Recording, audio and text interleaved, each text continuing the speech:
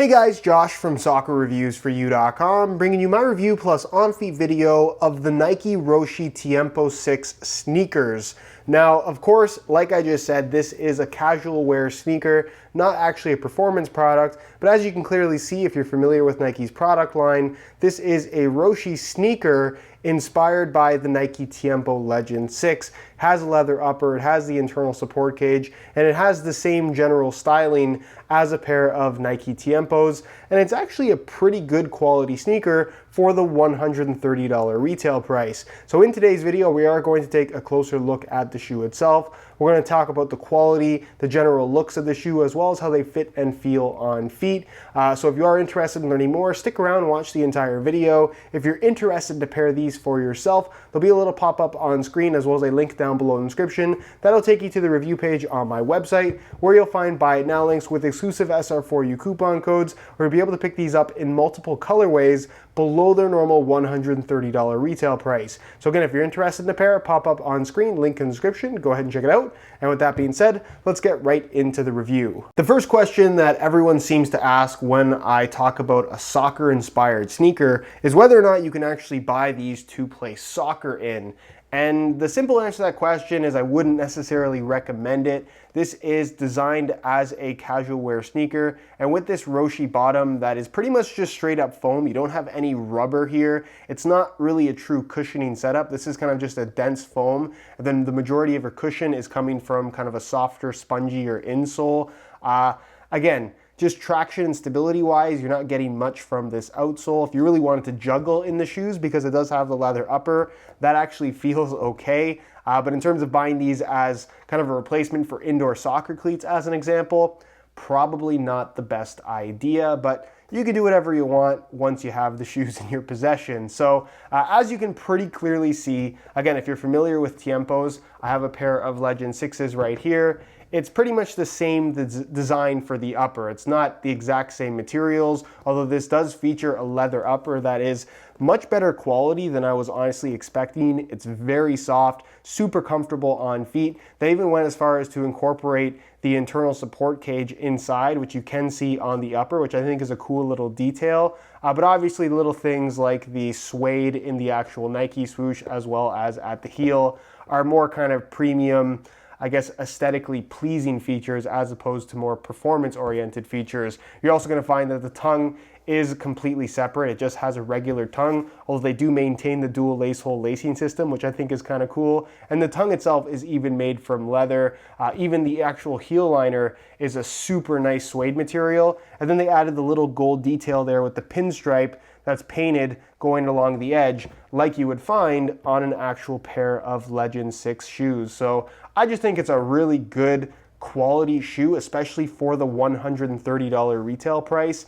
You can spend a lot of money on, for example, retro Jordans, and the quality of the leather more often than not isn't going to be as nice as what you're going to find on these. And considering that a regular pair of Legend 6s retails for $210, while these aren't kangaroo leather like the Legend 6 is, again, the quality of the leather for 130 bucks is surprisingly good, and they finished it off with this nice kind of semi-glossy finish to it that, in my opinion, just bodes well as a casual wear shoe. As far as this colorway itself is concerned, this is called Night Maroon, the color itself, which is kind of like a maroon burgundy color. A little bit darker, almost like a purplish red, if that makes any sense. But I think it looks pretty good. This is a shoe that online, I honestly wasn't too big of a fan of the overall look, but in person they look a lot better just because you get a better kind of idea of the quality. And on feet, which you will see a little bit later in the video, I think they look even better again.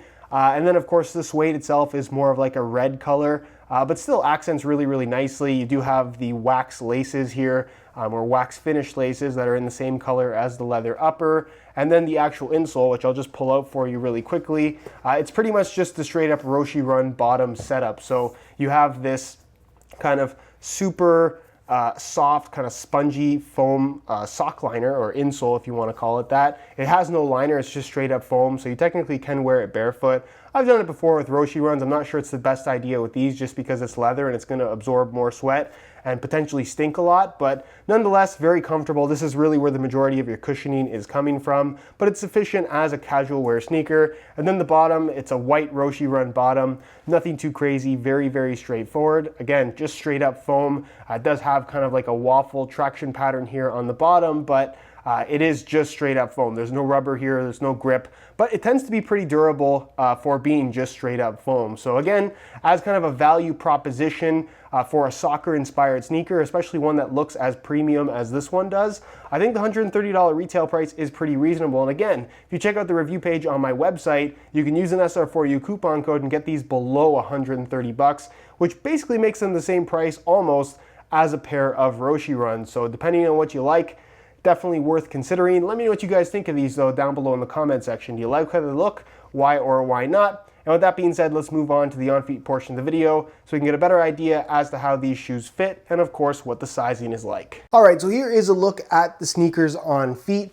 On my left foot, I have the stock laces that come with the shoes, and on my right foot, I have a pair of burgundy reflective SR4U replacement laces. If you're interested in a pair of replacement laces for yourself, the website to go to is www.sr4ulaces.com. There'll be a little pop-up on screen as well as a link down below in the description that'll take you directly there, again, if you are at all interested. So, in terms of how these things fit and feel on feet, they're very, very comfortable shoes. They essentially feel like leather Roshes, which is not a bad thing at all. I know a lot of people will automatically assume, just because it does have an upper very similar to that of a Tiempo Legend 6, that they will fit and feel like Legend 6s. That is not the case at all. This is not the same shape. It's not the same fit. Again, it's geared as a casual wear shoe as opposed to a performance sneaker. So keep that in mind. So the quality of the leather, very good. The Roshe run bottom, very comfortable. I think a lot of people at this point have likely worn a pair of Roshes, so you kind of know what to expect as far as underfoot feel is concerned. Very, very comfortable. As far as the width is concerned, nice and kind of wide, I would say. It's pretty generous fit. Width-wise, they're going to be suitable for just about anybody, so that's not something that you have to be too concerned with. And as far as sizing is concerned, I went with a 9.5 US, which is what I normally wear in sneakers. Again, I wear a 9.5 in the Tiempo Legend 6 as well, but that's a much tighter fitting shoe in the same size. Sneakers and soccer cleats don't exactly fit the same. So again, the sizing is a little bit off in that regard, but I would say these run true to size. 9.5, like I said, is what I would normally wear in sneakers, and these fit pretty much good. Not overly tight, not overly big either. So if you are looking to order a pair of these for yourself, just like a pair of Roshes, I would strongly recommend going true to size in order to achieve the best possible fit. All right, guys, that is it for my review of the Nike Roshe Tiempo 6 sneakers. If you guys are interested in a pair of these for yourself, go ahead to the review page on my website, which you can access by either clicking the little eye in the corner of the screen, or it'll be the first link down below in the description. If you have any questions regarding this particular sneaker, leave them down below in the comments, and I definitely will get an answer out to you. If you enjoyed today's video, found it helpful and informative, be sure to support it with a like. Subscribe if you haven't already for daily videos on all the latest and greatest soccer gear. You can find all my social media information linked in the description as well. And other than that, guys, hope you enjoyed today's video, and as always, thanks for watching.